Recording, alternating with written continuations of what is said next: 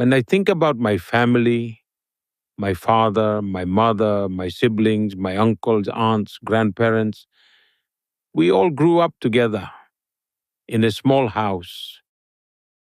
The place we lived was likely even smaller than where we are sitting now. There was no window, just a small door. That's where I was born, that's where I grew up. Now, when people talk about poverty, it's natural to discuss it in the context of public life. And by those standards, my early life was spent in extreme poverty. But we never really felt the burden of poverty. You see, someone who is used to wearing fine shoes will feel their absence when they don't have them.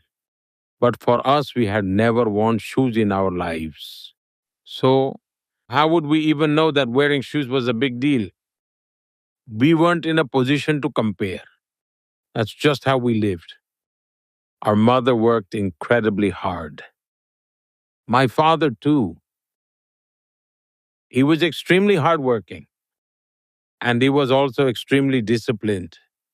Every morning around 4 or 4:30 a.m., he would leave the house, walk long distances, visit several temples, and then reach his shop. He wore traditional leather shoes, handmade in the village.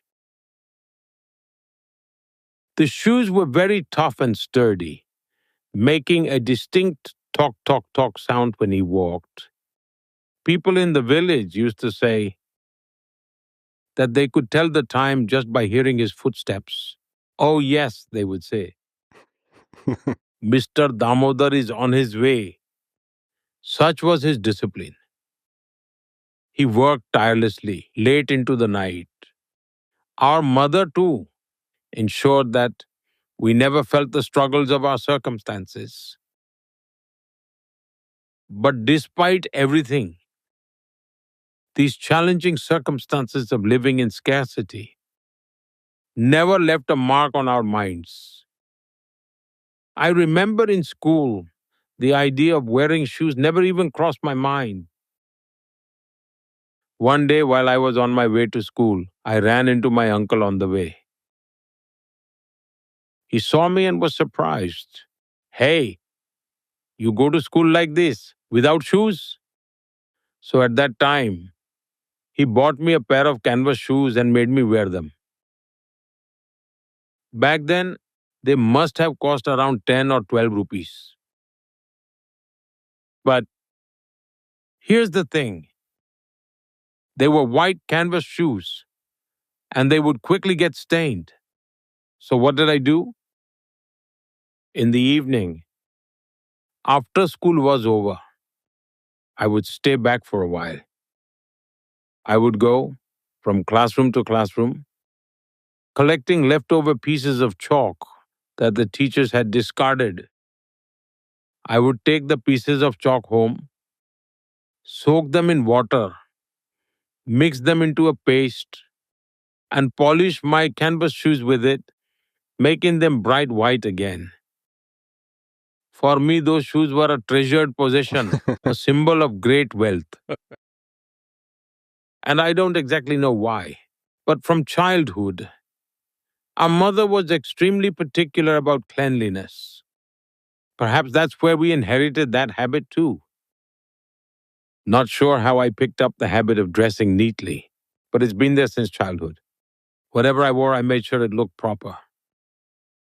Back then, as you can imagine, we didn't have any arrangements for ironing clothes. So instead, I would heat up water in a copper pot, hold it with tongs, and press my clothes myself. Then I'd head off to school. That's how I lived, and I found joy in it. We never thought about being poor or judged about how others lived or what their struggles were. We lived carefree, enjoying whatever little we had, and kept working hard. Never once did we complain about these things. And all these aspects of my life, whether you call it fortune or misfortune, unfolded in such a way in politics that they started coming to light. Because when I was taking my oath as chief minister, TV reporters went to my village, questioned my childhood friends, went to capture videos of my home. That's when people started asking, who is this and what background he is coming from? Before that, very few knew much about my life. That's just how my journey has been. My mother possessed an innate spirit of caring for others' well being. It was woven into the very fabric of her being. She possessed knowledge of traditional remedies and healing practices and would treat children with these home remedies. Every morning before sunrise around 5 o'clock, she would start treating them. So all the children and their parents would gather at our home, little children crying, and we had to wake up early because of it. Meanwhile, my mother would continue treating them with care. This spirit of service, in a way, was nurtured through these experiences. A sense of empathy for society, the desire to do good for others. These values were instilled in me from my family.